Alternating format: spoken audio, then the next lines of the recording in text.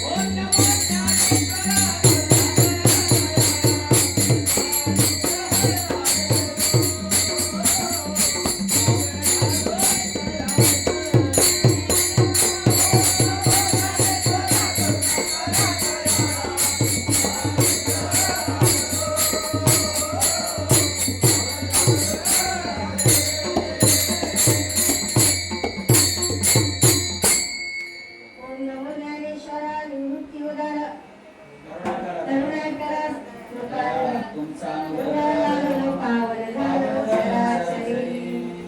प्रस्तुत प्राप्त प्रसंगी सेवेसाठी घेतलेला अभंग पंढरीसी दारे आल्यानं संसारा.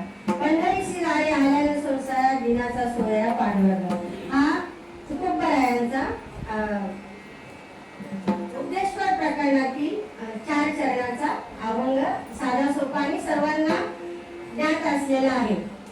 आता मी काही इतकी मोठी कीर्तनकार वगैरे नाही, तरी पण आपल्या आज म्हणजे पर्याय द्यायचा असा की आमचे गुरुवर्य भागवत महाराज तळगे यांच्या आशीर्वादाने आणि माझे बंधू लक्ष्मण भांगरे यांच्या आशीर्वादाने आज या गाडीवर मी इथे उभी आहे.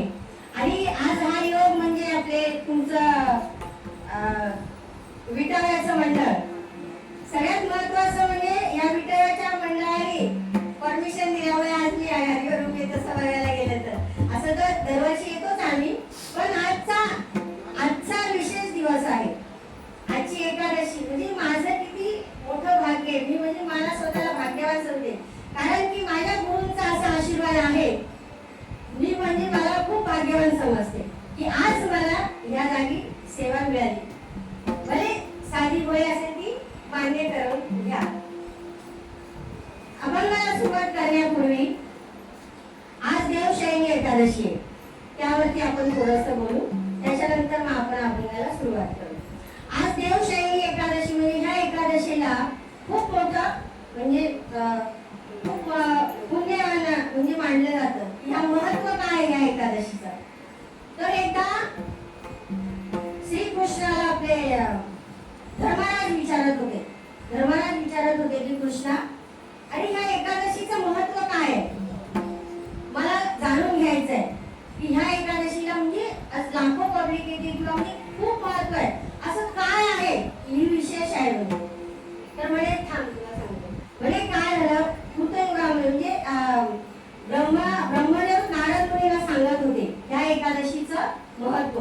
की कृतयुगामध्ये मारन नावाचा राजा होता. तो म्हणजे शुद्ध आचरणाचा होता आणि आपल्या प्रजेवरती तो खूप प्रेम करायचा. म्हणजे पहिलं प्रजेसाठी नंतर स्वतःसाठी असं, म्हणजे त्याची प्रजा आणि तो खूप सुखी होते. म्हणजे कसलाही त्यांना म्हणजे जे प्रजेचं दुःख ते त्याचं दुःख, जे प्रजेचं सुख ते त्याचं सुख तो मानत होता. काय झालं, 3 वर्ष तर त्यांच्या राज्यामध्ये म्हणजे पाऊस पडलाच नाही. पाऊस न पडल्यामुळे म्हणजे आता काय होतंय, काही गोष्टी अडचणीत आल्या की आपणही थोडासा म्हणजे आपल्याला त्रास होतो. तर 3 वर्ष पाऊसच पडला नाही, प्यायला पाणी नाही, जनावरांना पाणी नाही, शेती नाही, काय नाही. म्हणजे लोक हे विचित्रासारखं वागायला की आता करायचं काय. आणि मग काय झालं, जे प्रेमाचं वातावरण जे त्या राज्यामध्ये होतं तर ते म्हणजे दुष्ट भावनेचं वातावरण. म्हणजे आता समजा तुझ्याकडे पाणी आहे तर मग म्हणजे हे झालं की वातावरण पूर्ण बिघडलं.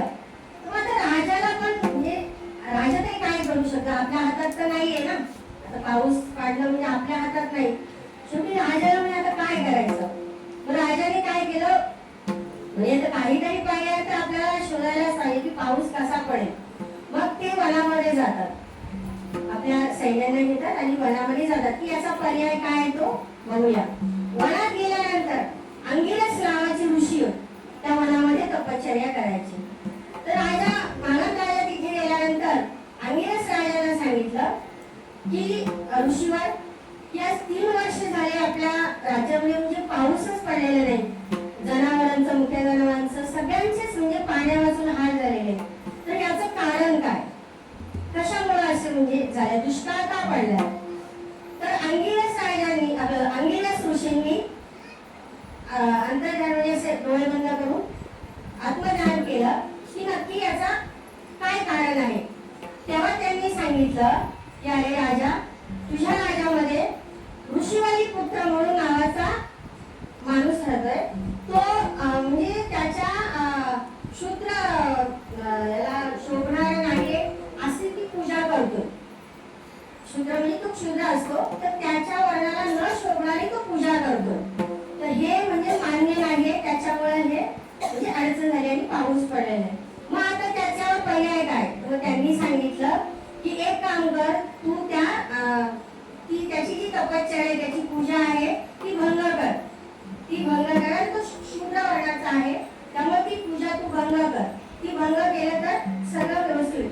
पण राजा हा सत्वशील होता, कारण तोही पूजा अर्चा सगळं करायचं. तर ऋषीवर हे तर मी करू शकत नाही, कारण शेवटी पूजा आहे. म्हणजे तो कोणत्याही जातीचा शूद्र असो कसाही असो, पण तो पूजा करतो आणि त्याच्या पूजेमध्ये मी खंडन आणणार नाही. म्हणजे मग आता याच्यावर पर्याय काय करायचा? मग त्यांनी सांगितलं की मग आता एकच पर्याय आहे, जी देवशयनी एकादशी आहे.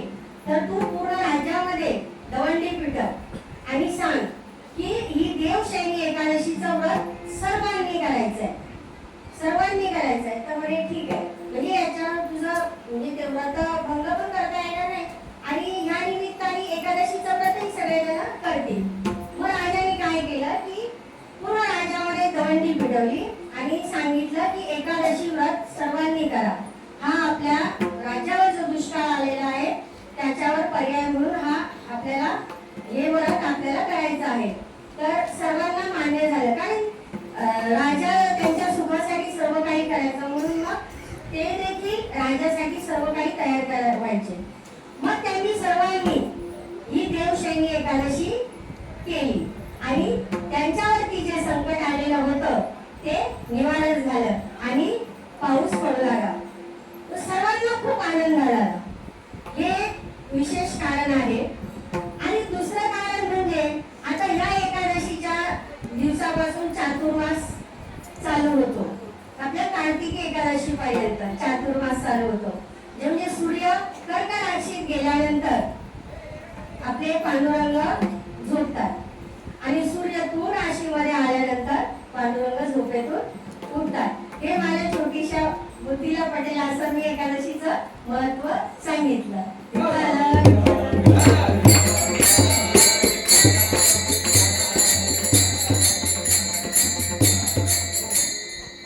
आता आपण अभंगाकडे बोलूया. आता पंढरीशी जाळे आल्याने संसार. तुकोबाराय काय सांगतात की अरे तुम्ही आपला हा नरदेह आहे, हा जन्माला आलेला आहे ना, हा कशासाठी आलेला आहे?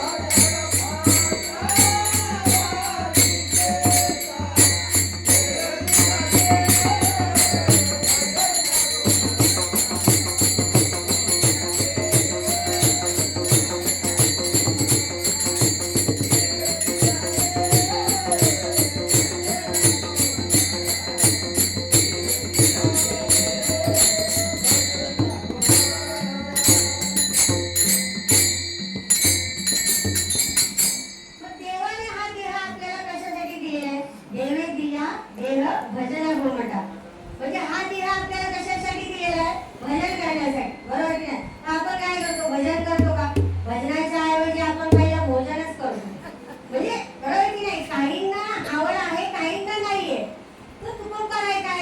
की अरे हा नरदेह जर आपल्याला दिलेला आहे मग याचा हा म्हणजे सार्थकी लागला पाहिजे की नाही. मग आणि तुम्ही एकदा तरी पंढरपूरला जा. म्हणजे जे न जाणारे आहेत त्यांना उद्देशून तुकाराम महाराजांनी सांगितलंय की एकदा तरी तुम्ही पंढरीला जा. तो आतुरतेने तो पांडुरंग तुमची वाट बघतोय, आतुरतेने वाट बघतोय. काय आपण देतो त्याला? काही नाही देत, पण तरी देखील आपण कधी येऊ अशी तो उतावळून वाट बघतो. हा म्हणजे एकदा त्याचं आपण दर्शन घेतलं की मागची पुढची चिंता आपल्याला काही राहतच नाही. बरोबर की नाही? तसं तुकाराम महाराज काय म्हणतात की एकदा तुम्ही तुमच्या चित्तात त्याला बसवा, एकदा तुम्ही त्याच्या म्हणजे एकनिष्ठ व्हा. एकनिष्ठ झाल्यानंतर तुम्हाला कसली चिंता नाही ना. बरोबर की नाही? म्हणजे तो आपल्या चित्तावरून तो निवळलाच नाही पाहिजे. हा छोटासा अभंगाचा भावार्थ. विठ्ठल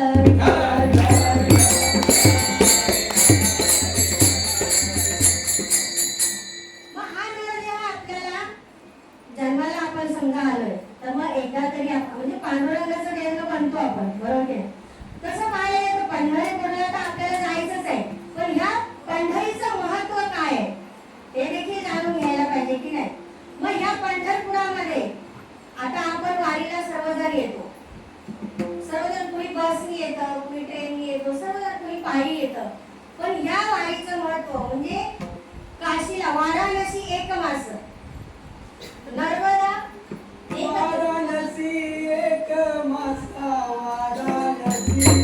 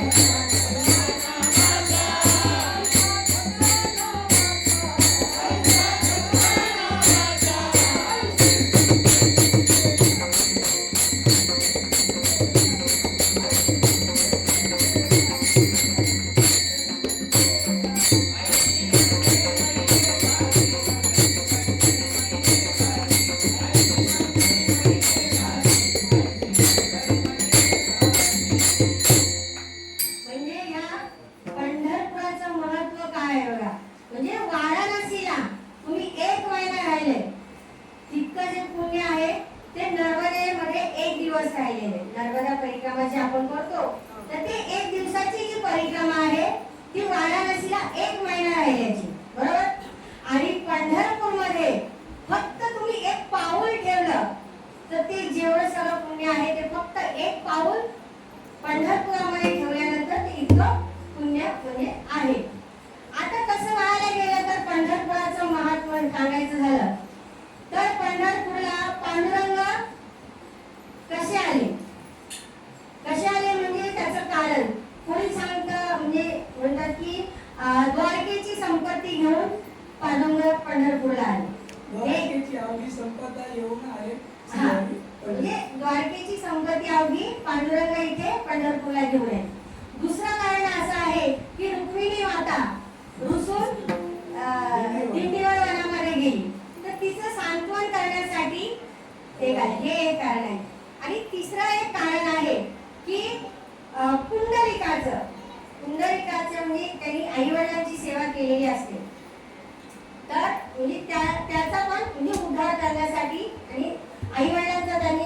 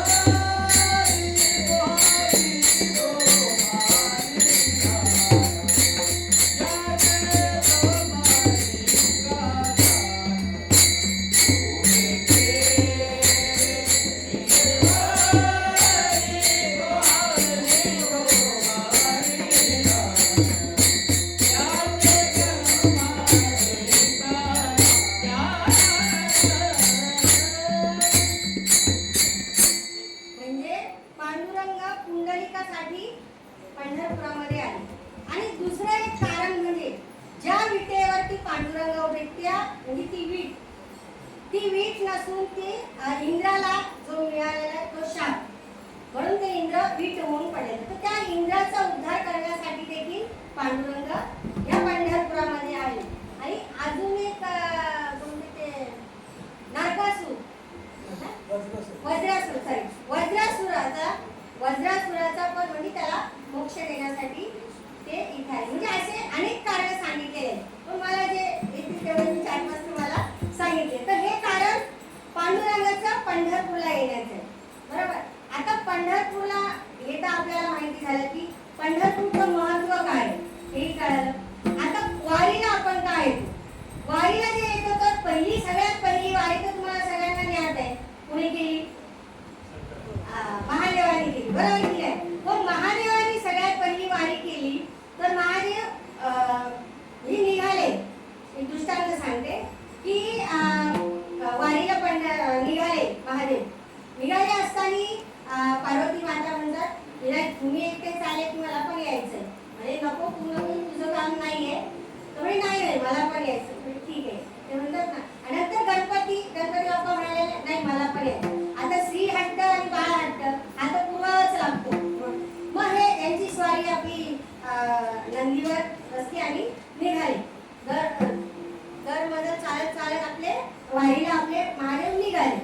कालांतरी चालत गेल्यानंतर मध्येच महादेव थांबल्यानंतर नंदीवर उतरले आणि खाली जमिनीवरती लोळायला लागले. तर पार्वती माता म्हणायला लागल्या काय झालं असे काय लोळतात. म्हणजे अगं म्हणे ह्या मातीचं इतकं महत्व आहे की ह्या मातीमध्ये दोन संत जन्माला येणार आहेत. म्हणे कोण? तर म्हणे एक दक्षिणेला आणि एक उत्तरेला येणार आहे. म्हणजे असे कोण महात्मा आहेत ते? तर म्हणे एक तुकोबाराय आणि एक ज्ञानोबाराय. हे दोन्ही संत आज जन्माला येणार आहेत. पण त्या पवित्र भूमीची माती माझ्या अंगाला मी लावून घेतोय. तर हे कारण आहे. आणि नंतर त्यांनी पुन्हा ते आपल्या वारीला निघाले.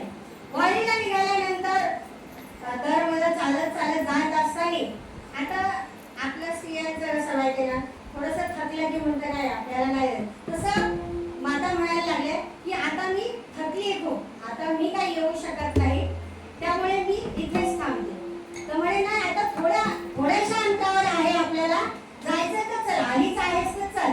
म्हणे नाही मी काही येऊ शकत नाही, मी तर इथेच थांबते. तर त्या तिथेच थांबल्या. ते ठिकाण म्हणजे आपलं रेल्वे स्टेशन आहे ना, रेल्वे स्टेशनच्या तिथे म्हणजे पद्मावती तळ तिथे मंदिर पण आहे.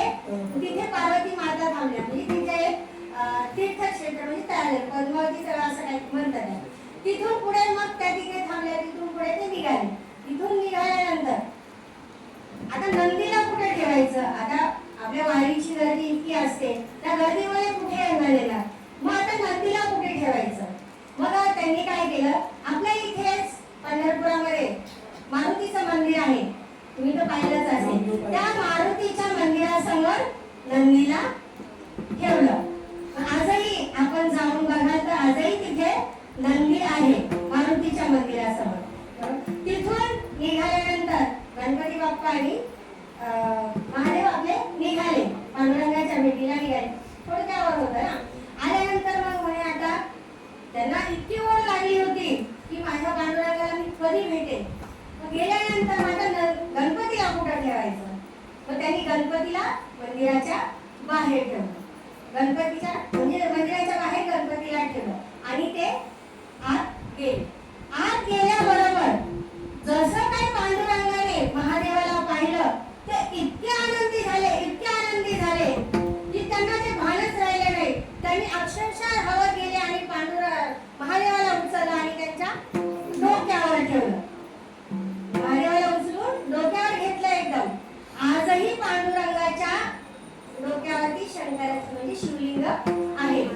म्हणजे हे आहे. जर समजा कधी गेले तर आपण नंदी बघा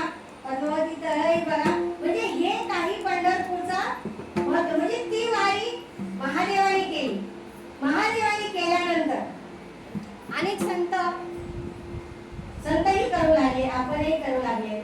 म्हणून तुकोबा काय करतात, काय म्हणतात की पंढरीशी जाणे आल्यानं संसार. पंढरीशी जाणे आल्यानं संसारा. पंढरीशी जाणे आल्यानं संसारा. पंढरीशी जाणे आल्यानं संसारा.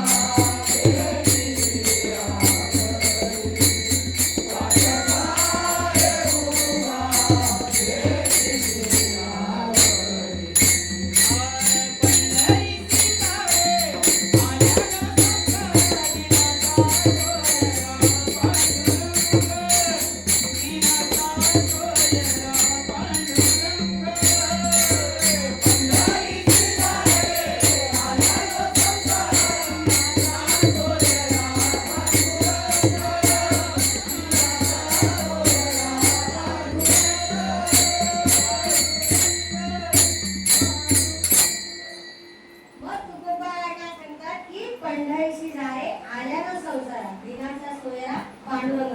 म्हणजे तो पांडुरंग आतुरतेने वाट बघतो ना, मग आपण का जाऊ नये.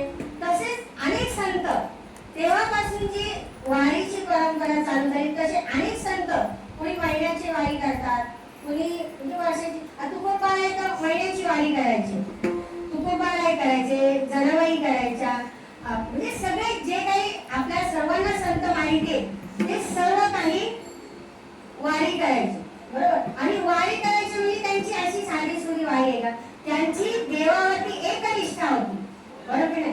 इतकी जर आपण एकनिष्ठेने भक्ती केली, मनोभावनेने, जसं काल महाराजांनी भाव सांगितला, बरोबर. जर भावने म्हणजे आपला भाव देवाला प्रिय असतो, बरोबर की नाही. असंच त्या संतांनी इतक्या भावाने म्हणजे अति त्यांचं तन मन धन लावून त्यांनी पांडुरंगाची पूजा केली. तर मग त्या पांडुरंगाने त्यांच्यासाठी किती कामं केली, बरोबर की नाही. चोखोबांच्या बायकोचं बाळंतपण केलं. काल महाराजांनी सांगितलं की चोखोबांच्या, कारण ते तन मन धन विसरून गेलेले वारीसाठी, त्यांनी म्हणजे बाळंतपण केलं. नंतर जनाबाई, आपल्या जनाबाई संतीने त्यांनी दळण दळून आली, बरोबर की. जनाबाई संती दळण दळून आली. मग काय, जन संगे दळित वारी,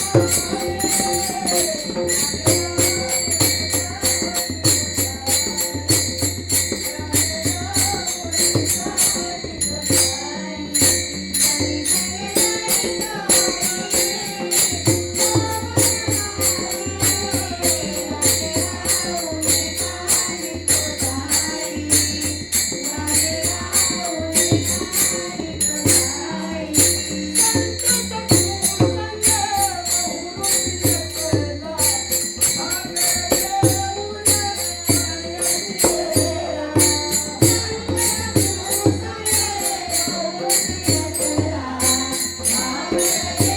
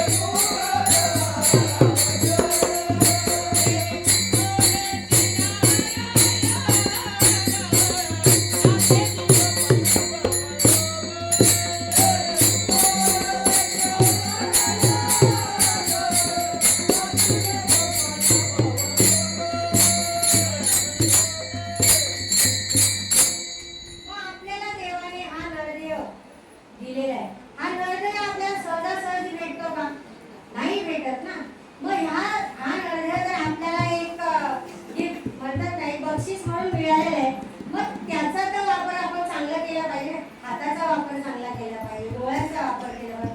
घे घे माझे वाचे वाचे कोरोनावरी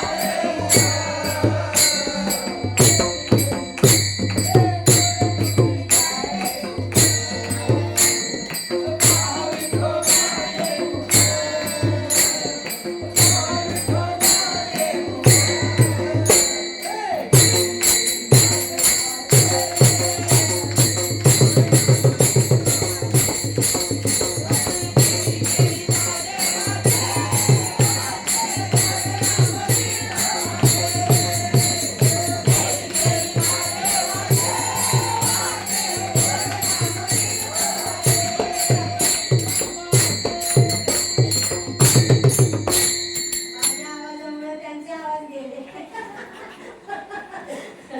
म्हणजे आता पांडुरंगाने आपला इतका हृदय छान बनवलेला आहे, मग त्याचा गुरु आपल्याला नको करायचा. त्याच्या मुखाने आपल्याला देवाचं नामस्मरणच करायचं, डोळ्याने आपल्याला पांडुरंगाचा मुखच पाहायला पाहिजे. आणि आपल्याला पाय दिले ते पायवारीसाठी दिलेले आहे ना. मग तो पांडुरंग परमात्मा आपल्याला जर आता आपण कुणाला एखादी वस्तू दिली, आपण तो फुकट देतो का? नाही देत. काही ना काही वाण्याच्या दुकानात गेले तर पैसे दिल्याशिवाय आपल्याला वस्तू देत नाही. किंवा आपली खास मैत्रीण असो किंवा कुणी असो, आई भाऊ, काहीतरी दिल्याशिवाय आपल्याला ते. मग कसं पांडुरंगाने आपल्याकडे काही घेतलंय का? जर आपल्याला हा एवढा मोठा नरदी आहे, मग त्यांनी मागितलं ना आपल्याकडे काही, की नाही तुम्हाला इतका म्हणजे छान नरदी तुम्हाला दिलाय, मला काहीतरी द्या. काही देत तो फक्त आपला भाव मागतो.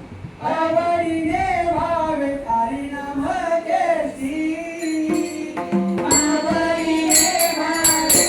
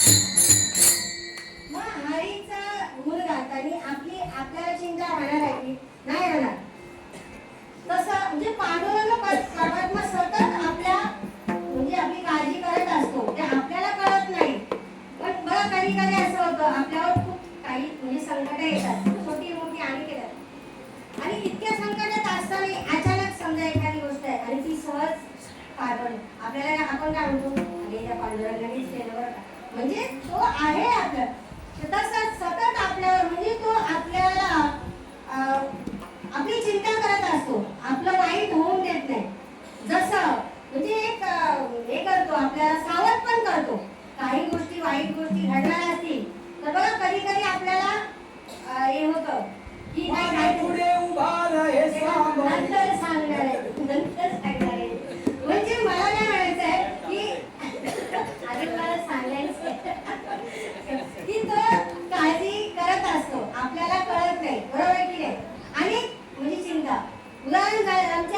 रंजनाताई तिच्यावर अनेक संकट आली, पण म्हणजे सत्य आहे त्या पांडुरंगाने तिचे संकट दूर केले.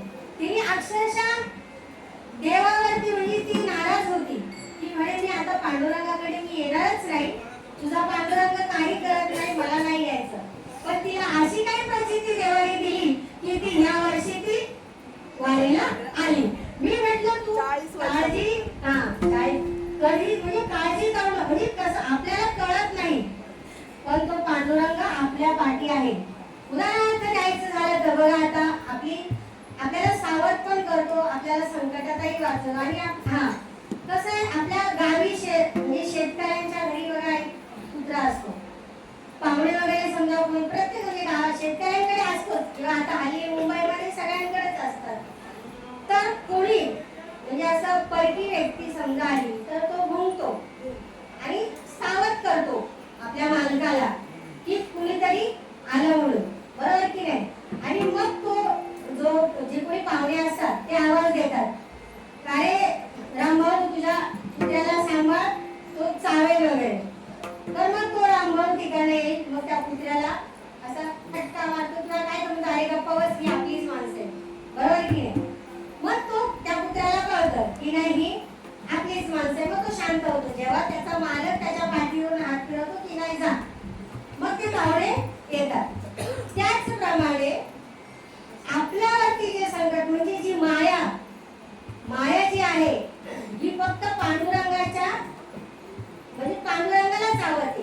आणि आपण सर्व हे मायेच्या अधीन आहे, बरोबर की नाही. म्हणजे आपल्याला म्हणजे हे विषय आपण जास्त विषयाकडे वळतो, बरोबर की. तसं पांडुरंगाच्या अधीन माया आहे, पण आपण मायेच्या अधीन आहोत, बरोबर. मग तसे ज्याप्रमाणे चोराला पोलीस पकडतात म्हणजे चोर हे पोलिसाच्या अधीन असतात, म्हणजे बरोबर की नाही. आणि ज्या वेळेस मंत्री वगैरे त्यांच्या काही कार्यक्रम वगैरे असतात त्यावेळेस पोलिसांचा पहारा असतो, त्यावेळेस पोलीस मंत्र्यांच्या अधीन असतात, बरोबर की नाही. तशी ही माया ही पांडुरंग म्हणजे ही माया कोणाला आवडते, फक्त पांडुरंग आणि संत. तुका म्हणे माया होय दासी लागे पाया, होय दासी लागे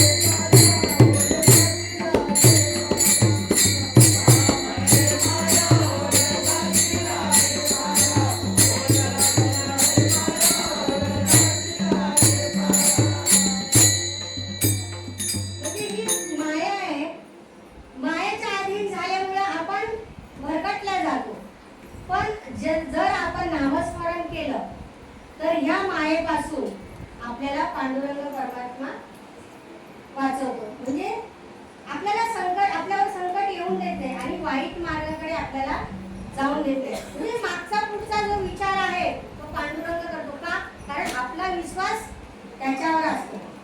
म्हणून पांडुरंगावर तुम्ही विश्वास ठेवा, कारण आपल्याला मागचा पुढचा विचार करण्याचीच गरज नाही. तुम्ही फक्त त्याच्यावर विश्वास ठेवा म्हणजे तो आपलं सगळं संकट दूर करेल. आपण त्याच्या मागे मागे परिहार मागे परिहार पुढे नाही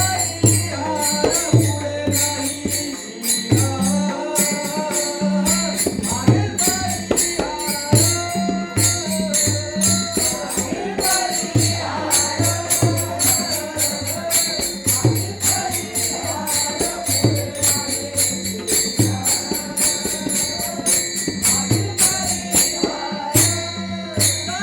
परिहार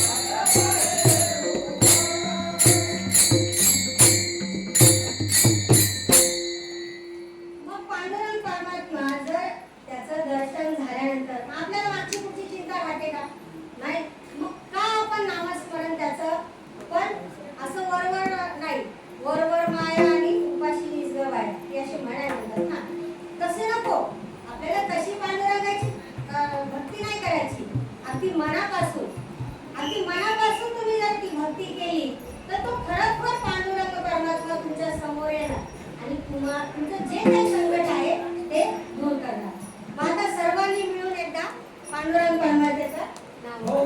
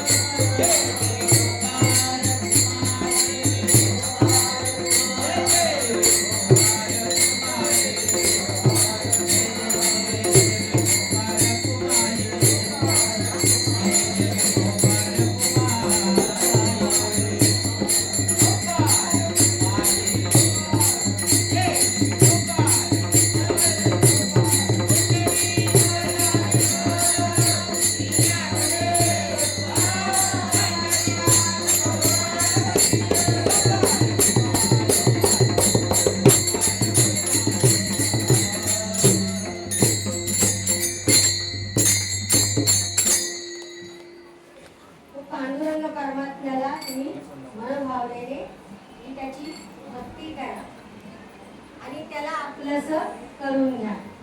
कारण आणि आता तुम्हालाही अनुभव तसा आलाच असेल. आज अनेक वर्ष तुम्ही वारी करत आहात, आलाच असेल ना. प्रत्येकाला काही ना काही आपल्याला ते कळत नाही, बरोबर की आपण काय म्हणतो नाही हे मी केलं ते मी केलं, पण आपण काहीही करत नाही. हे सर्व काही पांडुरंग परमात्माच करत असतो. मला एकच सांगायचंय बस. आता मी काही इथे तुमच्या म्हणजे ज्ञानी नाही, माझ्या बुद्धीला पटेल असं थोडंफार मी सांगण्याचा प्रयत्न केला. फक्त एवढंच सांगेल की देवाने आपल्याला पाय दिलेले आहेत तर तुम्ही पायीवारी करा आणि देवाचं नामस्मरण करा आणि त्याला तुम्ही आपल्या चित्तामध्येच ठेवा. चित्तामधून बाजूला जाऊन देऊ नका. चित्तामधून बाजूला गेला की आपलं सर्व संपलं. कारण तो सगळी काही काळजी आपली करत असतो. हा आमचा खूप मोठा अनुभव आहे. आम्हालाही खूप संकटातून वाचवले. आणि विशेष म्हणजे ज्यांनी आपल्याला जे नाम दिलंय, आपले गुरुवर्य जे आहेत, त्या गुरुवर्यांनी जे नाम दिलेलं आहे ते नामस्मरण तुम्ही जर केलं तर निश्चित तुम्हाला अनुभव आल्याशिवाय. म्हणून तुकोबाराय म्हणतात ना, तुका म्हणे नेदी आणि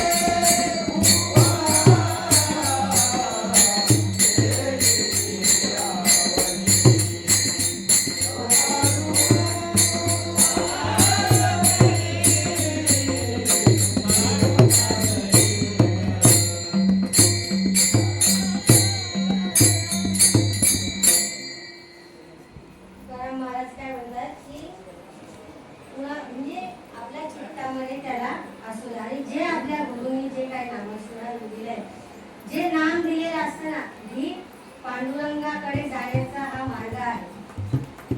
त्या गुरुच्या वचनावर तुम्ही विश्वास ठेवा. त्या विश्वास ठेवण्याला एक ना एक दिवस तुम्हाला त्याची प्रसिद्धी मिळेल आणि त्या गुरुचे आपल्यावरती खूप आशीर्वाद असतात. 100% गॅरंटी देते. पण त्या गुरुवचनावरती तुम्ही विश्वास ठेवा. एकदा का आपण गुरुवचनावरती विश्वास, आपोआप देव आपल्याला, एक वेळेस तुम्ही देवाला नाही पण त्या गुरुला पहिला वंदला ना, तर देव आपोआप तो आपल्या रक्षणासाठी येत असतो आणि आपली सर्व कार्य पूर्ण करत असतो. बस मी एकच सांगेन की जीवात जीव आहे तोपर्यंत तुम्ही पायीवारी करा, किंवा ज्यांना नाही जमलं बस ही म्हणा, अनेक साधनं आहेत वारीची, पण वारी चुकून देऊ नका. आणि त्या पांडुरंग परमात्म्याचं अगदी मनापासून भावनेने, आपल्या अंतर्भावनेने त्याचं नामस्मरण घ्या. तो एक ना एक दिवस तुम्हाला भेटल्याशिवाय राहणार नाही. आषाढी कार्तिकी विसरू नका